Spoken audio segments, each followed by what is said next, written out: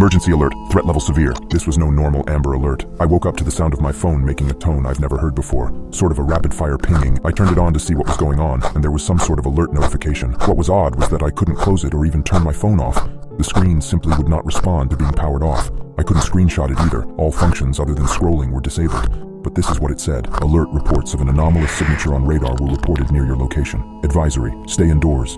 Bring all house pets inside. Turn off all noise-making devices. Seek shelter in basements or rooms without windows or doors to the outside. Emergency services are suspended until further notice. Threat level is severe. Obey all instructions to prevent unnecessary loss of life or property. Now obviously this was pretty effing concerning. It's late in the season for any large storms, but it's not unheard of, and we've had tornadoes here before. I could hear rain on the windows and the sound of wind, so I grabbed my 3 cats and took us down into the basement with some food and a sleeping bag. My basement is cramped and full of all kinds of junk, and I wasn't thrilled to be spending time down there, but the alternative was clearly not an option.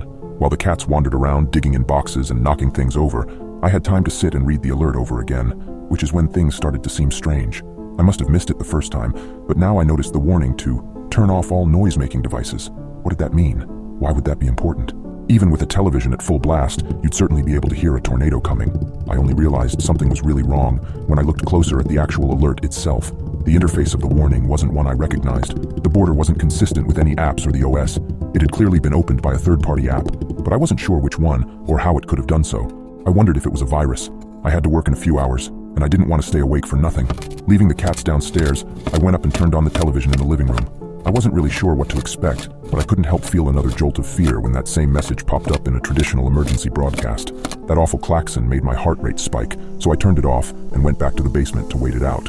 I sent my boss a text on my old pay-as-you-go, which seemed to be unaffected for whatever reason, letting him know I might not make it in that day. As it turned out, he was also in his basement. He could hear what sounded like heavy rainfall and wind outside. We wished each other well, agreed that work would be canceled, and went back to waiting. The cats settled in various places, and I curled up in my sleeping bag and fell asleep. We all woke up at the same time about an hour later. It wasn't as much a jolt as a slow, confused awakening. Something wasn't right. The cats' eyes were wide, their fur puffed up. One, my oldest girl, had her eyes locked on the filthy little window at the far corner of the room. I was absolutely overcome by a palpable sense of dread, but my frantic glances around the room were fruitless. The cats began to hiss, all of them looking at that window now, but I couldn't see anything except darkness. I turned toward the stairs, and the change in direction allowed me to hear something below the growling and hissing. A very low hiss, not like static, but like the sound of blood flowing through your ears when it's quiet. It was incredibly unsettling to hear it coming from an outside source. It was such an intimate, familiar sound, and hearing it that way was wrong. Very, very wrong. And I could also hear, bizarrely, what sounded like calliope music. At this point, I was convinced I was losing my mind, or having an incredible lucid dream. But when one of the cats leaped from a box to fly across the room and under the stairs, I realized what it was. I ran to the box and tore it open. I dug through the contents until I felt cold metal.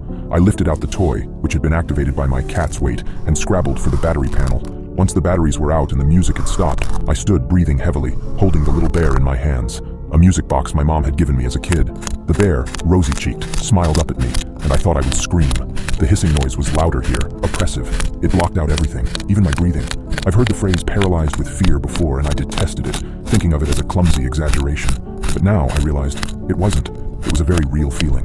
The cats continued to growl and shriek, though here in the middle of the sound it was almost impossible to hear them. I had to turn around. I had to get away from the window, but I simply could not bring myself to move even a single inch. The bear grinned up at me, and I hope I never come that close to the abyss again. The feeling of your mind slipping into that endless chasm is something you don't forget. The bear was cold in my hands. The cats shrieked and howled, and the sound grew so loud I could feel it in my bones. The window rattled, pelted by rain and hail, and that endless hellish dark loomed closer and closer. A scream bubbled up and pushed against my teeth when I turned to look through the dirty glass. Instantly everything stopped.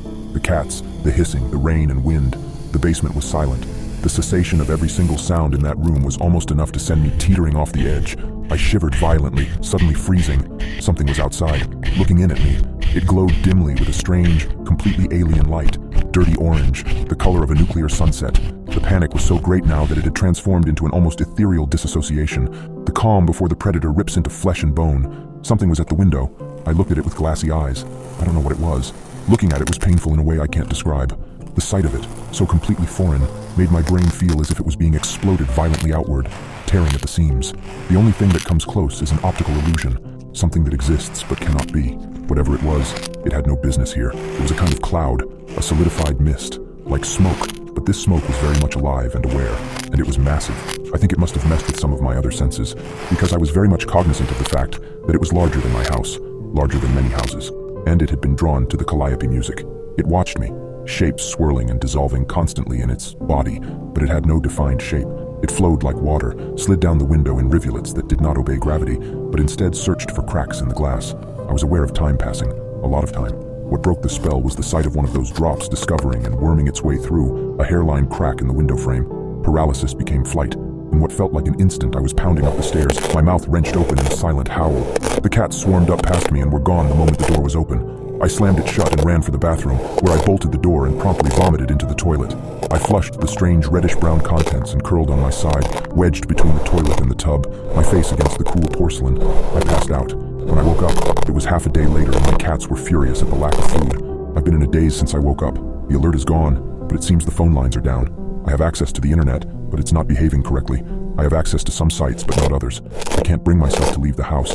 The sound is gone, as is whatever was creating it, but how can I be sure it won't come back? For now, I've silenced everything. The cats are calm and sleeping, but I'm keeping an eye on them for any warning signs. I'll just keep quiet for a while. It's probably best if you keep quiet too.